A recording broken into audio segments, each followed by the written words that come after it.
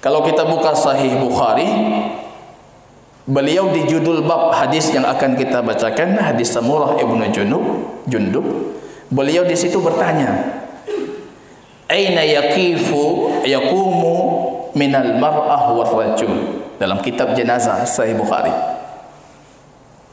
Ini terutama bagi penuntut ilmu yang paham metodologi Imam Bukhari.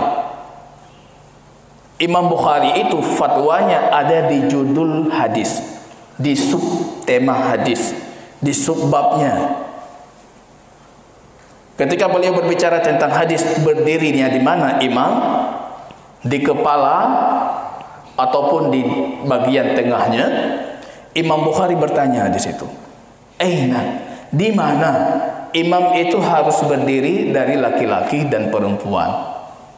Ini bagi yang paham metodologi Imam Bukhari. Kalau beliau bertanya, beliau bukan karena ragu, bukan karena beliau tidak tahu.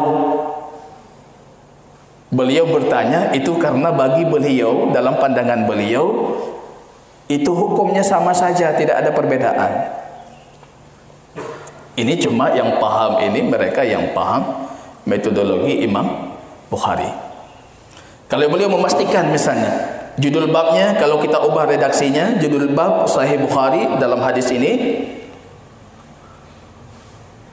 salat terhadap jenazah perempuan berdirinya di tengah. Itu artinya mazhab Imam Bukhari, salat untuk jenazah perempuan berdirinya di tengah.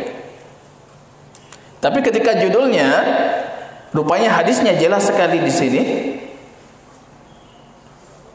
Ketika judulnya itu beliau mempertanyakan, itu menunjukkan kalau beliau berpendapat dua-duanya sama,